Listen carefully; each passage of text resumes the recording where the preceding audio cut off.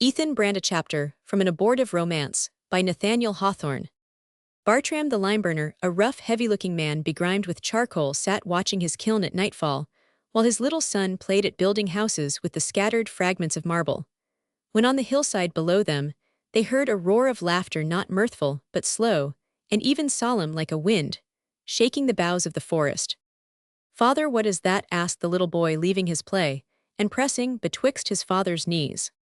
"Oh, some drunken man, I suppose," answered the limeburner, "some merry fellow from the barroom in the village, who dared not laugh loud enough within doors, lest he should blow the roof of the house off, so here he is shaking his jolly sides at the foot of Greylock."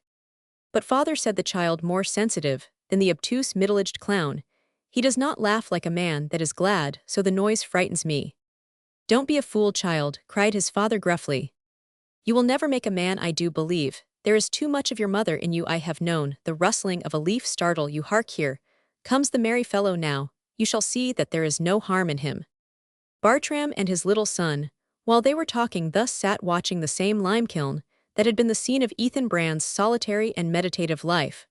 Before he began his search for the unpardonable sin, many years, as we have seen, had now elapsed since that portentous night when the idea was first developed. The kiln, however, on the mountainside stood unimpaired, and was in nothing changed since he had thrown his dark thoughts into the intense glow of its furnace, and melted them, as it were, into the one thought that took possession of his life.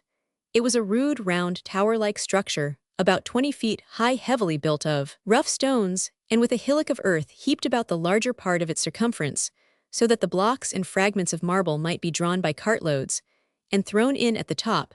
There was an opening at the bottom of the tower like an overmouth, but large enough to admit a man in a stooping posture, and provided with a massive iron door, with the smoke and jets of flame issuing from the chinks and crevices of this door, which seemed to give admittance into the hillside.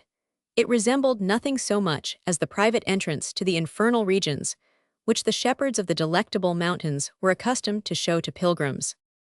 There are many such lime-kilns in that tract of country for the purpose of burning the white marble, which composes a large part of the substance of the hills, some of them built years ago, and long deserted, with weeds growing in the vacant round of the interior, which is open to the sky, and grass and wildflowers rooting themselves into the chinks of the stones look already like relics of antiquity, and may yet be overspread with the lichens of centuries to come. Others, where the limeburner still feeds his daily and night-long fire, afford points of interest to the wanderer among the hills, who seats himself on a log of wood, or a fragment of marble to hold a chat with the solitary man. It is a lonesome, and when the character is inclined to thought, may be an intensely thoughtful occupation, as it proved in the case of Ethan Brand, who had mused to such strange purpose in days gone by, while the fire in this very kiln was burning.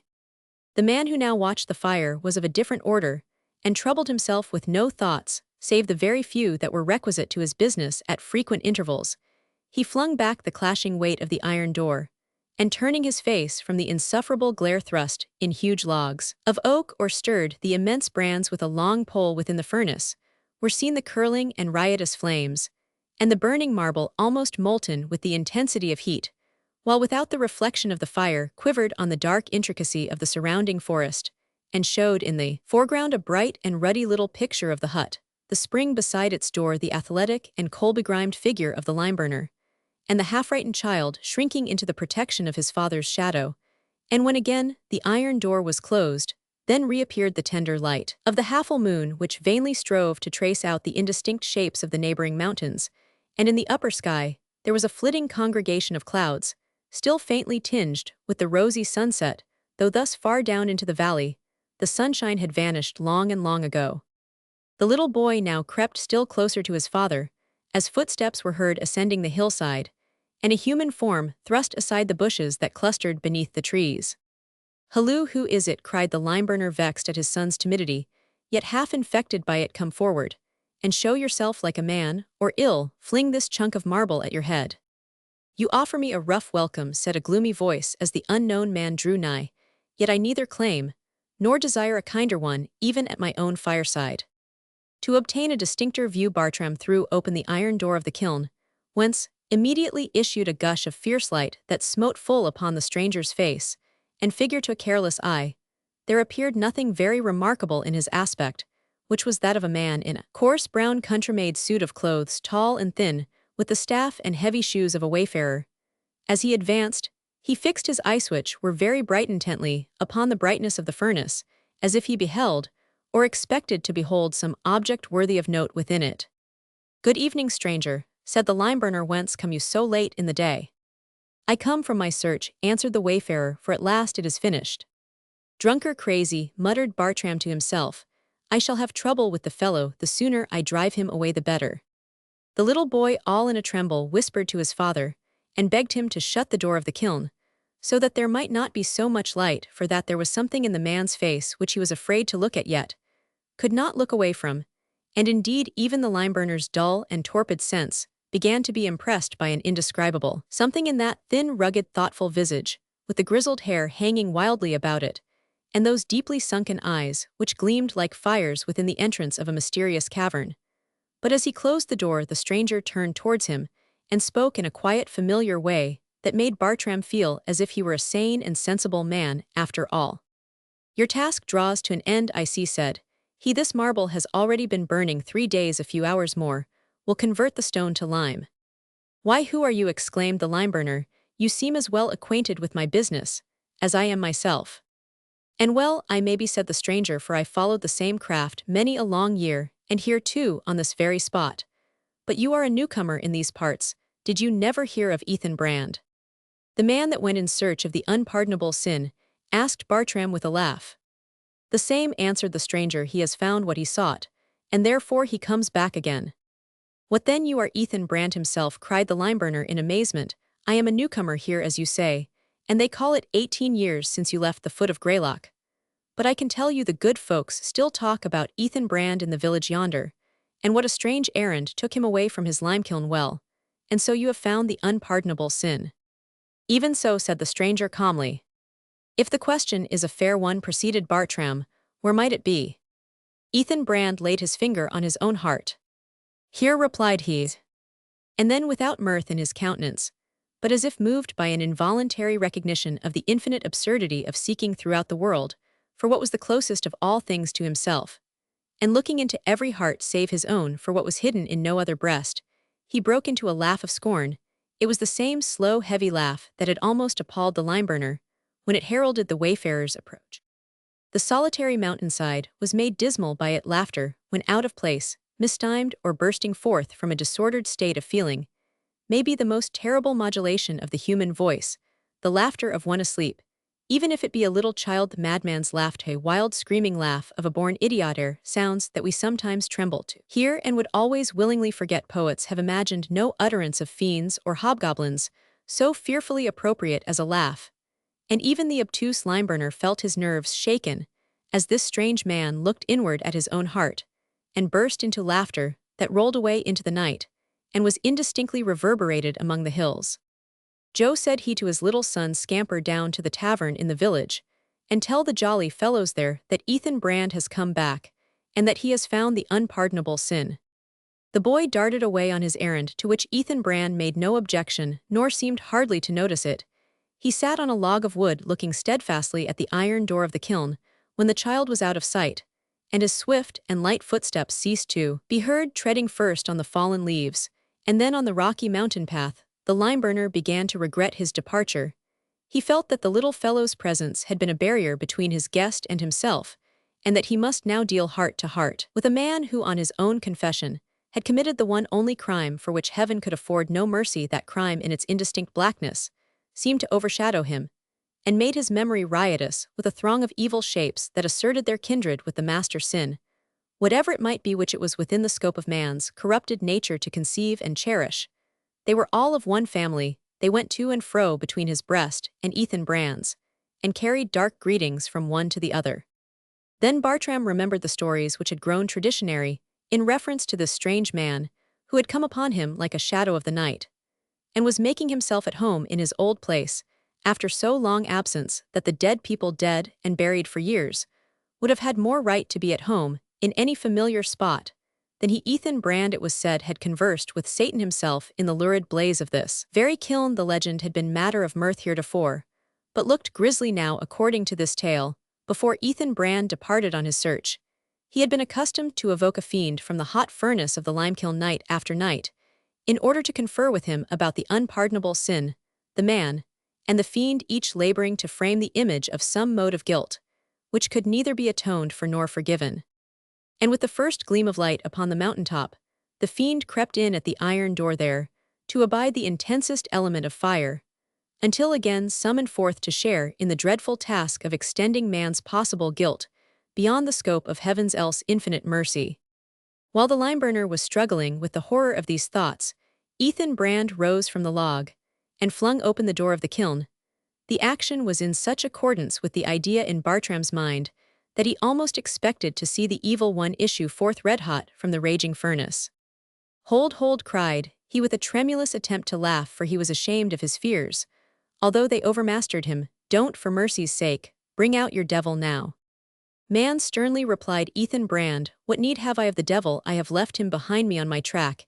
It is with such halfway sinners as you that he busies himself. Fear not, because I open the door I do, but act by old custom, and am going to trim your fire like a lime-burner as I was once." He stirred the vast coals, thrust in more wood, and bent forward to gaze into the hollow prison house of the fire, regardless of the fierce glow that reddened upon his face. The lime-burner sat watching him and suspected this strange guest of a purpose, if not to evoke a fiend, at least to plunge into the flames, and thus vanish from the sight of man. Ethan Brand, however, drew quietly back, and closed the door of the kiln. "I have looked," said he, "into many a human heart that was 7 times hotter with sinful passions than yonder furnace is with fire, but I found not there what I sought, no, not the unpardonable sin." "What is the unpardonable sin?" asked the lime-burner, and then he shrank farther from his companion, trembling, lest his question should be answered. "It is a sin that grew within my own breast," replied Ethan Brand, standing erect, with a pride that distinguishes all enthusiasts of his stamp. "A sin that grew nowhere else, the sin of an intellect that triumphed over the sense of brotherhood with man and reverence for God, and sacrificed everything to its own mighty claims, the only sin that deserves a recompense of immortal agony. Freely, were it to do again, would I incur the guilt. Unshrinkingly, I accept the retribution." "The man's head is turned," muttered the lime-burner to himself. "He may be a sinner like the rest of us, nothing more likely, but ill be sworn he is a madman too." Nevertheless, he felt uncomfortable at his situation alone with Ethan Brand on the wild mountainside, and was right glad to hear the rough murmur of tongues, and the footsteps of what seemed a pretty numerous party stumbling over the stones, and rustling through the underbrush. Soon appeared the whole lazy regiment that was wont to infest the village tavern, comprehending 3 or 4 individuals, who had drunk flip beside the barroom fire through all the winters, and smoked their pipes beneath the stoop through all the summers, since Ethan Brand's departure, laughing boisterously and mingling all their voices together in unceremonious talk. They now burst into the moonshine and narrow streaks of firelight that illuminated the open space before the lime-kiln. Bartram set the door ajar again, flooding the spot with light that the whole company might get a fair view of Ethan Brand and he of them.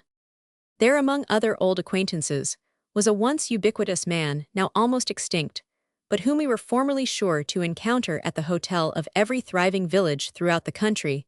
It was the stage agent. The present specimen of the genus was a wilted and smoke-dreed man, wrinkled and red-nosed, in a smartly cut brown bob-tailed coat with brass buttons, who for a length of time unknown had kept his desk and corner in the barroom, and was still puffing what seemed to be the same cigar that he had lighted 20 years before. He had great fame as a dry joker, though perhaps less on account of any intrinsic humor than from a certain flavor of branditati and tobacco smoke, which impregnated all his ideas and expressions, as well as his person. Another well-remembered though strangely altered face was that of Lawyer Giles, as people still called him in courtesy, an elderly ragamuffin in his soiled shirt-sleeves and tow-cloth trousers. This poor fellow had been an attorney in what he called his better days, a sharp practitioner, and in great vogue among the village litigants, but flip and sling and toddy and cocktails, imbibed at all hours, morning, noon, and night, had caused him to slide from intellectual to various kinds and degrees of bodily labor, till at last, to adopt his own phrase, he slid into a soap vat. In other words, Giles was now a soapler in a small way. He had come to be but the fragment of a human being, a part of one foot having been chopped off by an axe, and an entire hand torn away by the devilish grip of a steam engine. Yet though the corporeal hand was gone, a spiritual member remained for stretching forth. The stumped Giles steadfastly averred that he felt an invisible thumb and fingers with as vivid a sensation as before the real ones were amputated, a maimed and miserable wretch. He was but one nevertheless, whom the world could not trample on, and had no right to scorn either in this or any previous stage of his misfortunes, since he had still kept up the courage and spirit of a man asked nothing in charity, and with his one hand that the left one fought, a stern battle against want and hostile circumstances. Among the throng, too, came another personage, who with certain points of similarity to Lawyer Giles, had many more of difference. It was the village doctor, a man of some 50 years, whom, at an earlier period of his life, we introduced as paying a professional visit to Ethan Brand during the latter's supposed insanity. He was now a purple-visaged, rude and brutal, yet half-gentlemanly figure with something wild, ruined, and desperate in his talk, and in all the details of his gesture and manners. Brandy possessed this man like an evil spirit, and made him as surly and savage as a wild beast, and as miserable as a lost soul. But there was supposed to be in him such wonderful skill, such native gifts of healing beyond any which medical science could impart, that society caught hold of him, and would not let him sink out of its reach, so swaying to and fro upon his horse, and grumbling thick accents at the bedside, he visited all the sick chambers for miles about among the mountain towns, and sometimes raised a dying man, as it were by miracle, or quite as often, no doubt, sent his patient to a grave that was dug many a year too soon. The doctor had an everlasting pipe in his mouth, and as somebody said in allusion to his habit of swearing, it was always alight with hellfire. These three worthies pressed forward, and greeted Ethan Brand each after his own fashion, earnestly inviting him to partake of the contents of a certain black bottle, in which, as they averred, he would find something far better worth seeking than the unpardonable sin, no mind, which has wrought itself by intense and solitary meditation into a high state of enthusiasm, can endure the kind of contact with low and vulgar modes of thought and feeling to which Ethan Brand was now subjected. It made him doubt, and strange to say, it was a painful doubt, whether he had indeed found the unpardonable sin, and found it within himself. The whole question, on which he had exhausted life, and more than life, looked like a delusion. "Leave me," he said bitterly, "ye brute beasts that have made yourselves so, shriveling up your souls with fiery liquors. I have done with you years and years ago. I groped into your hearts, and found nothing there for my purpose. Get ye gone." "Why, you uncivil scoundrel," cried the fierce doctor, "is that the way you respond to the kindness of your best friends? Then, let me tell you the truth, you have no more found the unpardonable sin than yonder boy Joe has. You are but a crazy fellow. I told you so. 20 years agony, neither better nor worse than a crazy fellow, and the fit companion of old Humphrey here." He pointed to an old man, shabbily dressed, with long white hair, thin visage, and unsteady eyes. For some years past, this aged person had been wandering about among the hills, inquiring of all travelers whom he met for his daughter. The girl, it seemed, had gone off with a company of circus performers, and occasionally tidings of her came to the village, and fine stories were told of her glittering appearance as she rode on horseback in the ring, or performed marvelous feats on the tightrope. The white-haired father now approached Ethan Brand, and gazed unsteadily into his face. "They tell me you have been all over the earth," said he, wringing his hands with earnestness. "You must have seen my daughter, for she makes a grand figure in the world, and everybody goes to see her. Did she send any word to her old father, or say when she was coming back?" Ethan Brand's eye quailed beneath the old man's. That daughter from whom he so earnestly desired a word of greeting was the Esther of our tale, the very girl whom, with such cold and remorseless purpose, Ethan Brand had made the subject of a psychological experiment, and wasted, absorbed, and perhaps annihilated her soul in the process. "Yes," he murmured, turning away from the hoary wanderer, "it is no delusion, there is an unpardonable sin." While these things were passing, a merry scene was going forward in the area of cheerful light beside the spring, and before the door of the hut. A number of the youth of the village, young men and girls, had hurried up the hillside, impelled by curiosity to see Ethan Brand, the hero of so many a legend familiar to their childhood, finding nothing, however, very remarkable in his aspect, nothing but a sunburnt wayfarer in plain garb and dusty shoes, who sat looking into the fire, as if he fancied pictures among the coals. These young people speedily grew tired of observing him. As it happened, there was other amusement at hand. An old German Jew, traveling with a diorama on his back, was passing down the mountain road towards the village just as the party turned aside from it. and in hopes of eking out the profits of the day, the showman had kept them company to the lime-kiln. "Come, old Dutchman," cried one of the young men, "let us see your pictures, if you can swear they are worth looking at." "Oh yes, Captain," answered the Jew-other. As a matter of courtesy or craft, he styled everybody Captain. "I shall show you indeed some very superb pictures." So placing his box in a proper position, he invited the young men and girls to look through the glass orifices of the machine, and proceeded to exhibit a series of the most outrageous scratchings and daubings, as specimens of the fine arts that ever an itinerant showman had the face to impose upon his circle of spectators. The pictures were worn out, moreover, tattered, full of cracks, and wrinkles, dingy with tobacco smoke, and otherwise in a most pitiable condition. Some purported to be cities, public edifices, and ruined castles in Europe. Others represented Napoleon's battles and Nelson's sea fights. And in the midst of these would be seen a gigantic brown hairy hand which might have been mistaken for the hand of destiny, though in truth it was only the showman's pointing its forefinger to various scenes of the conflict, while its owner gave historical illustrations. When with much merriment at its abominable deficiency of merit, the exhibition was concluded, the German bade little Joe put his head into the box. Viewed through the magnifying glasses, the boy's round rosy visage assumed the strangest imaginable aspect of an immense Titanic child, the mouth grinning broadly and the eyes, and every other feature overflowing with fun at the joke. Suddenly, however, that merry face turned pale, and its expression changed to horror, for this easily impressed and excitable child had become sensible that the eye of Ethan Brand was fixed upon him through the glass. "You make the little man to be afraid, Captain," said the German Jew, turning up the dark and strong outline of his visage from his stooping posture. "But look again, and by chance I shall cause you to see somewhat that is very fine, upon my word." Ethan Brand gazed into the box for an instant, and then starting back, looked fixedly at the German. What had he seen? Nothing, apparently, for a curious youth, who had peeped in almost at the same moment, beheld only a vacant space of canvas. "I remember you now," muttered Ethan Brand to the showman. "Ah, Captain," whispered the Jew of Nuremberg with a dark smile, "I find it to be a heavy matter in my showbox, this unpardonable sin. By my faith, Captain, it has wearied my shoulders this long day to carry it over the mountain."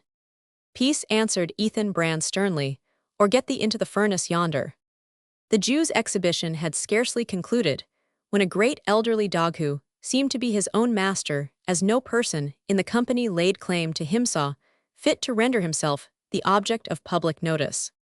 Hitherto he had shown himself a very quiet, well-disposed old dog, going round from one to another, and by way of being sociable offering his rough head to be patted by any kindly hand that would take so much trouble, but now all of a sudden this grave and venerable quadruped of his own mere motion, and without the slightest suggestion from anybody else, began to run round after his tail, which, to heighten the absurdity of the proceeding, was a great deal shorter than it should have been. Never was seen such headlong eagerness in pursuit of an object that could not possibly be attained.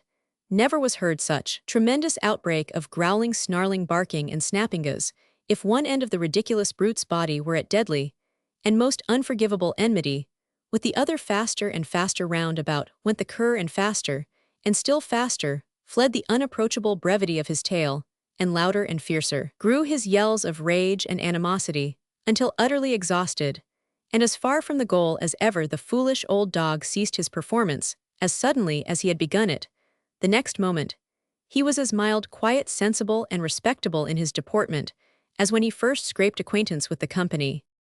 As may be supposed, the exhibition was greeted with universal laughter, clapping of hands, and shouts of encore, to which the canine performer responded by wagging all that there was to wag of his tail, but appeared totally unable to repeat his very successful effort to amuse the spectators.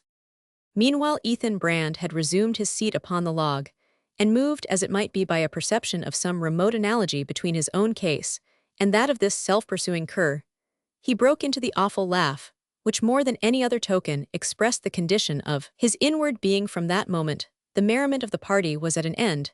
They stood aghast, dreading lest the inauspicious sound should be reverberated around the horizon, and that mountain would thunder it to mountain, and so the horror be prolonged upon their ears. Then, whispering one to another that it was lathe that the moon was almost down, that the August night was growing chill, hurried homewards, leaving the lime-burner and little Joe to deal as they might with their unwelcome guest. Save for these three human beings, the open space on the hillside was a solitude set in a vast gloom of forest beyond that darksome verge. The firelight glimmered on the stately trunks and almost black foliage of pines, intermixed with the lighter verdure of sapling oaks, maples, and poplars, while here and there lay the gigantic corpses of dead trees decaying on the leaf-strewn soil. And it seemed to little Gia, timorous and imaginative child, that the silent forest was holding its breath until some fearful thing should happen. Ethan Brand thrust more wood into the fire and closed the door of the kiln, then looking over his shoulder at the lime-burner and his son, he bade, rather than advised them to retire to rest. "For myself, I cannot sleep," said he. "I have matters that it concerns me to meditate upon. I will watch the fire, as I used to do in the old time." "And call the devil out of the furnace to keep you company, I suppose," muttered Bartram, who had been making intimate acquaintance with the black bottle above mentioned. "But watch if you like, and call as many devils as you like. For my part, I shall be all the better for a snooze come Joe." As the boy followed his father into the hut, he looked back at the wayfarer, and the tears came into his eyes, for his tender spirit had an intuition of the bleak and terrible loneliness in which this man had enveloped himself. When they had gone, Ethan Brand sat listening to the crackling of the kindled wood, and looking at the little spurts of fire that issued through the chinks of the door. These trifles, however once so familiar, had but the slightest hold of his attention, while deep within his mind he was reviewing the gradual but marvelous change that had been wrought upon him by the search to which he had devoted himself. He remembered how the night dew had fallen upon him, how the dark forest had whispered to him, how the stars had gleamed upon him, a simple and loving man, watching his fire in the years gone by, and ever musing, as it burned. He remembered with what tenderness, with what love and sympathy for mankind, and what pity for human guilt and woe he had first begun to contemplate those ideas, which afterwards became the inspiration of his life. With what reverence he had then looked into the heart of man, viewing it as a temple originally divine, and however desecrated still, to be held sacred by a brother. With what awful fear he had deprecated the success of his pursuit, and prayed that the unpardonable sin might never be revealed to him. Then ensued that vast intellectual development which in its progress disturbed the counterpoise between his mind and heart. The idea that possessed his life had operated as a means of education. It had gone on cultivating his powers to the highest point of which they were susceptible. It had raised him from the level of an unlettered laborer to stand on a starlit eminence, whither the philosophers of the earth, laden with the lore of universities, might vainly strive to clamber after him. So much for the intellect. But where was the heart? That, indeed, had withered, had contracted, had hardened, had perished. It had ceased to partake of the universal throb. He had lost his hold of the magnetic chain of humanity. He was no longer a brotherman opening the chambers, or the dungeons of our common nature, by the key of holy sympathy, which gave him a right to share in all its secrets. He was now a cold observer, looking on mankind as the subject of his experiment, and at length converting man and woman to be his puppets, and pulling the wires that moved them to such degrees of crime as were demanded for his study. Thus Ethan Brand became a fiend. He began to be so from the moment that his moral nature had ceased to keep the pace of improvement with his intellect, and now as his highest effort and inevitable development as the bright and gorgeous flower and rich delicious fruit of his life's labor had produced the unpardonable sin. "What more have I to seek, what more to achieve?" said Ethan Brand to himself. "My task is done, and well done." Starting from the log with a certain alacrity in his gait, and ascending the hillock of earth that was raised against the stone circumference of the lime-kiln, he thus reached the top of the structure. It was a space of perhaps 10 feet across from edge to edge, presenting a view of the upper surface of the immense mass of broken marble, with which the kiln was heaped. All these innumerable blocks and fragments of marble were red-hot and vividly on fire, sending up great spouts of blue flame, which quivered aloft, and danced madly as within a magic circle, and sank, and rose again, with continual and multitudinous activity, as the lonely man bent forward over this terrible body of fire. The blasting heat smote up against his person with a breath that it might be supposed would have scorched and shriveled him up in a moment. Ethan Brand stood erect and raised his arms on high. The blue flames played upon his face and imparted the wild and ghastly light, which alone could have suited its expression. It was that of a fiend on the verge of plunging into his gulf of intensest torment. O Mother Earth, cried he who art no more my mother, and into whose bosom this frame shall never be resolved, O mankind, whose brotherhood I have cast off, and trampled thy great heart beneath my feet, O stars of heaven, that shone on me of old, as if to light me onward and upward. Farewell, all and forever come, deadly element of fire henceforth, my familiar friend, embrace me as I do thee. That night the sound of a fearful peal of laughter rolled heavily through the sleep of the lime-burner, and his little son, dim shapes of horror and anguish, haunted their dreams, and seemed still present in the rude hovel when they opened their eyes to the daylight. Up, boy, up, cried the lime-burner, staring about him. Thank heaven the night is gone at last, and rather than pass such another, I would watch my lime-kiln wide awake for a 12-month. This Ethan Brand, with his humbug of an unpardonable sin, has done me no such mighty favor in taking my place. He issued from the hut, followed by little Joe, who kept fast hold of his father's hand. The early sunshine was already pouring its gold upon the mountain tops, and though the valleys were still in shadow, they smiled cheerfully in the promise of the bright day that was hastening onward. The village, completely shut in by hills, which swelled away gently about it, looked as if it had rested peacefully in the hollow of the great hand of Providence. Every dwelling was distinctly visible. The little spires of the two churches pointed upwards, and caught a foreglimmering of brightness from the sun-gilt skies upon their gilded weathercocks. The tavern was astir, and the figure of the old smoke-dreed stage-agent, cigar in mouth, was seen beneath the stoop. Old Greylock was glorified with a golden cloud upon his head. Scattered likewise over the breasts of the surrounding mountains, there were heaps of hoary mist in fantastic shapes, some of them far down into the valley, others high up towards the summits, and still others of the same family of mist or cloud, hovering in the gold radiance of the upper atmosphere.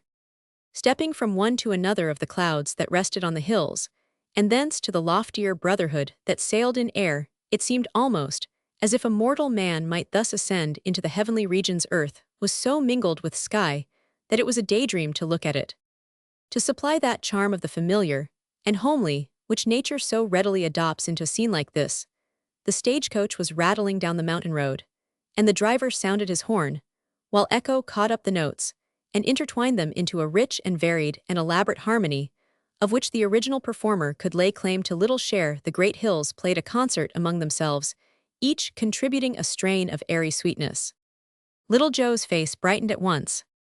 Dear father, cried he, skipping cheerily to and fro, that strange man is gone, and the sky and the mountains all seem glad of it. Yes, growled the lime-burner with an oath, but he has let the fire go down, and no thanks to him, if 500 bushels of lime are not spoiled.